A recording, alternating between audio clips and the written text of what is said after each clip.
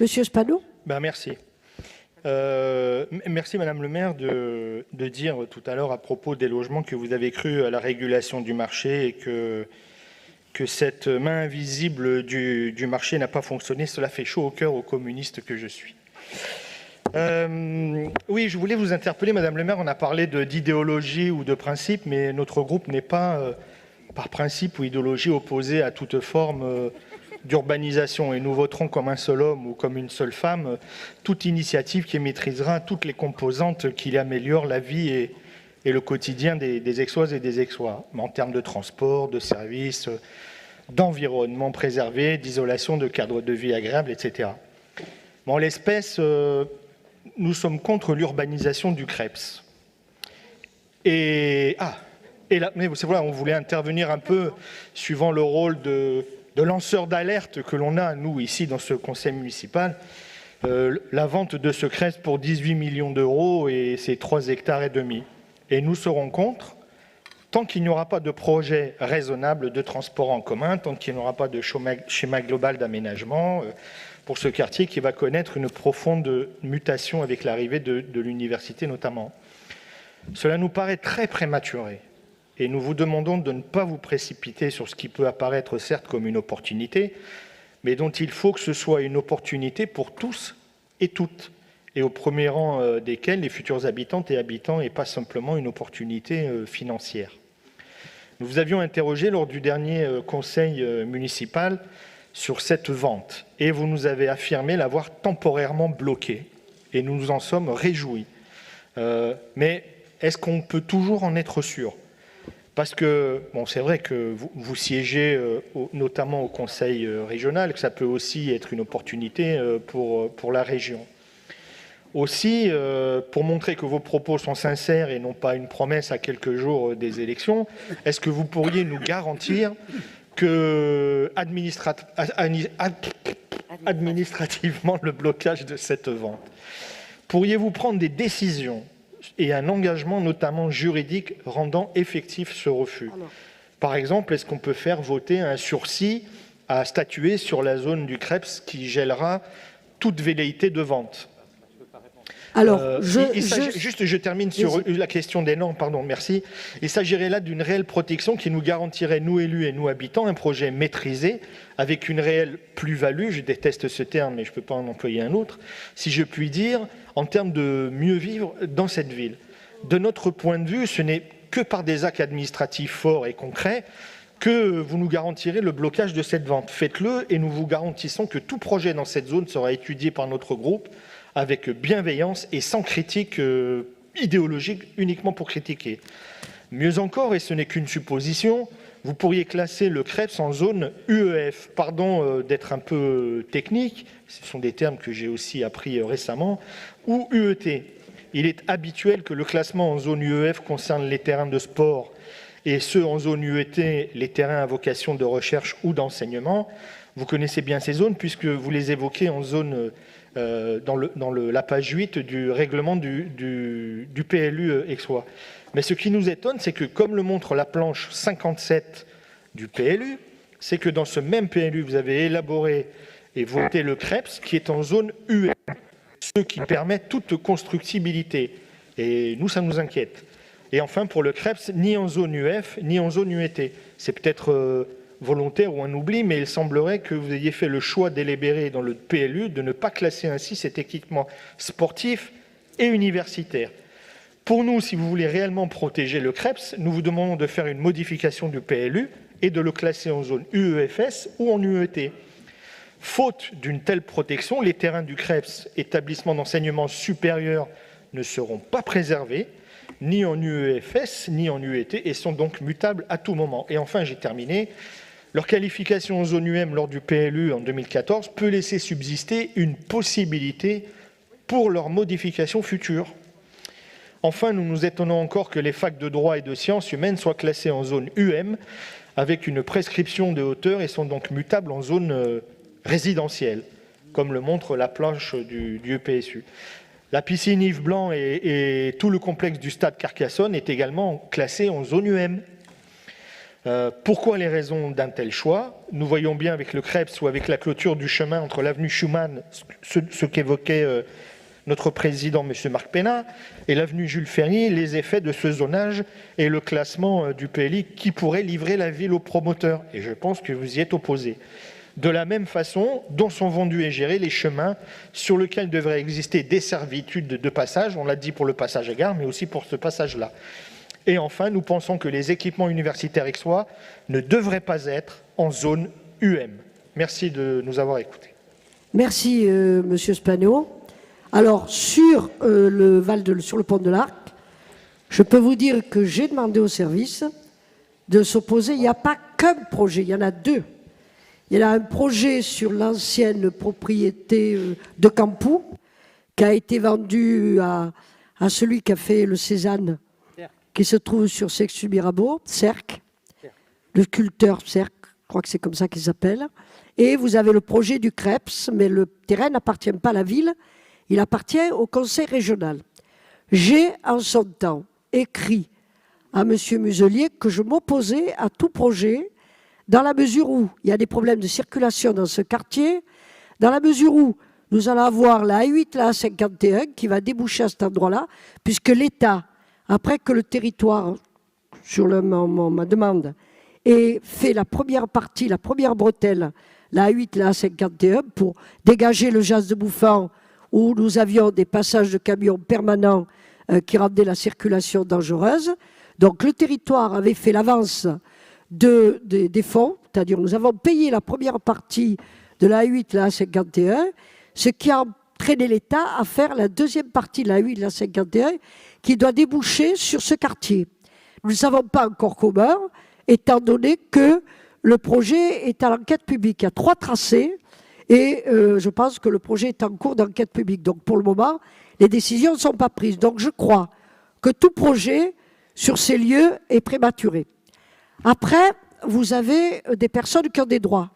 Je ne veux pas que la ville soit obligée à un moment donné de payer des dommages et intérêts importants à des gens qui auraient des droits, qui auraient acquis des droits et que nous aurions spoliés d'une certaine manière. Donc, je procède d'une manière très, très prudente. Donc, dans l'immédiat, les services vont s'opposer parce que sur le plan de circulation, on ne sait pas ce que ce quartier va donner, étant donné que nous avons obtenu que la faculté de sciences économiques s'installe à la Poliane. Donc, la faculté de sciences économiques va amener entre 1800 et 2000 étudiants. Donc, nous avons besoin de voir comment ce quartier va évoluer en ce qui concerne les problèmes de constructibilité. À mon avis, les constructibilités seront réduites très fortement et ne constitueront pas des aubaines financières lorsque nous aurons vu ce que donnait la circulation de ces 2000 étudiants et ce que donne ce nouveau tracé de la A8 à la A51. Donc, tous les projets qui seront présentés seront des projets qui sont discutés compte tenu du devenir de ce quartier, un devenir qui est antérieur de longtemps avant les projets qui ont été déposés. Mais vous avez des propriétaires qui ont des droits. Et ces droits, je ne peux pas les ignorer purement et simplement. Je dis simplement que je vais faire en sorte que la ville ne soit pas condamnée à payer des droits invraisemblables si elle spoliait les droits des propriétaires. Donc, Monsieur Jean-Louis Vincent, qui s'occupe donc de ces 2 dossiers en sa qualité d'adjoint à l'urbanisme, et Monsieur Éric Chevalier, qui est l'adjoint du quartier, sont extrêmement vigilants au suivi de ce dossier. Deuxièmement, vous avez le dossier concernant la station-service qui a été vendue à un promoteur. On n'a pas les moyens d'acheter tout ce qui se présente dans la ville. Pour autant, le projet qui a été présenté est un projet correct, sauf qu'il va utiliser pour des travaux ce chemin dont vous parlez pendant un certain temps et il va être bloqué pendant un certain temps pour éviter qu'il soit dangereux aux personnes qui voudraient passer par ce chemin. Très clairement, dans le permis de construire, a été indiqué que ce chemin serait rétrocédé à la ville. Donc ce chemin deviendra, il ne l'est pas aujourd'hui, c'est une propriété privée, je ne me rappelle plus exactement, mais c'est pas notre propriété. Cette propriété a été vendue, je crois, par l'AMU, je crois que c'est l'AMU qui l'a vendue. Oui, c'est l'AMU.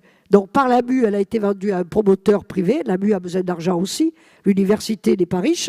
Donc ils ont vendu à un promoteur privé. Mais enfin, il y a des frais énormes de dépollution. Sur l'ancienne station normale, hein, la station d'essence. Et dès que nous avons pris la précaution dans le permis de construire de dire que le chemin redeviendra propriété de la ville. Donc ce chemin redeviendra propriété de la ville dès que le lieu aura été construit par un propriétaire privé. C'est un peu long parce qu'il y a une dépollution qui est extrêmement importante, qui doit quitter la charge, bien entendu, du promoteur. Et immédiatement après, et je l'ai écrit au président du CIQ en l'assurant qu'il n'y aurait aucun problème. Au prochain conseil municipal, je vous présenterai le projet qui concerne le parc Jourdan, mais je ne vais pas en parler aujourd'hui parce que je le présenterai au prochain conseil municipal, qui concerne le parc Jourdan, et nous parlerons bien entendu à cette occasion du chemin qui sera restitué à la population pour que la population puisse se rejoindre l'avenue Zola, je crois, je me trompe peut-être, voilà, le périph', voilà, à Schumann, Jules Ferry, pas Schumann, voilà, Jules Ferry à Schumann. Donc, nous aurons cette continuité qui sera restituée à la population, parce qu'actuellement, la population utilise peu ce chemin, parce que comme c'est une propriété privée de l'AMU, elle n'y a pas accès. Donc, ce chemin sera restitué à la population. Mais vous verrez que dans la présentation du parc Jourdan, alors le parc Jourdan va vous être présenté ce qui a été prévu par les deux élus aux espaces verts, c'est-à-dire M. Jules Suzinier et M. Marc Ferraud. Ils vont vous présenter ce qu'ils ont préparé avec les services et le calendrier qui sera mis en place à cette occasion, qui sera un calendrier de concertation de la population. Donc, mais ça vous sera présenté au prochain conseil municipal. Et vous verrez que sur ce terrain, vous n'aurez aucune inquiétude à avoir. La population, qui n'y a pas accès aujourd'hui, pourra accéder par ce chemin à l'avenue Jules Ferry. Merci pour votre réponse. Voilà. Mais sur le Val, sur le pont de l'Arc, il faut être très méfiant, parce qu'évidemment, comme je n'ai pas pu vérifier étant donné que l'État exigeait beaucoup de densification, hein, je ne veux pas, moi, faire la ville sur la ville. Parce que si on supprime la constructibilité à la Durade ou à la Constance, nous serons obligés de construire sur la ville, et à ce moment-là, il n'y aura plus de pavillonnaires. Parce que la loi SRU nous obligera à densifier dans des endroits qui sont déjà construits, et vous aurez l'avis d'un certain nombre de personnes qui habitent ces endroits et qui ont une certaine tranquillité de vie et un quotidien agréable. Ça nous obligerait, faute d'endroits supplémentaires, ça nous obligerait à construire la ville sur la ville. Ce que je fais pour le moment, c'est en essayant de pas... Donc j'ai demandé aussi à monsieur Jean-Louis Vincent de dédensifier, dans la mesure du possible, certains lieux de la ville, parce que je considère que les lieux pavillonnaires qui ont déjà été construits ne méritent pas d'avoir des immeubles qui soient construits à côté. Des immeubles où nous n'aurions même pas la place pour mettre en place les services publics. Je suis très intéressé à mettre en place les services publics pour toutes les populations, que ce soit les populations intermédiaires, que ce soit les populations modestes, quelles que soient les populations, tout le monde a droit aux services publics. Donc nous sommes en train de faire un travail avec l'urbanisme et nous reviendrons vers vous pour faire des propositions de dédensification. Je dois dire que le préfet, la dernière modification que nous avons proposée sur une dédensification, a donné un avis défavorable. Donc l'État nous pousse à densifier. Donc si on enlève ce terrain de la Constance, on n'aura plus que la Durade et il nous restera la densification de la ville. Donc là, il faudra expliquer aux Aixois pourquoi on construit dans leur quartier, étant donné que nous n'avons plus d'espace à construire. Je pense qu'il est temps que nous passions au compte administratif maintenant.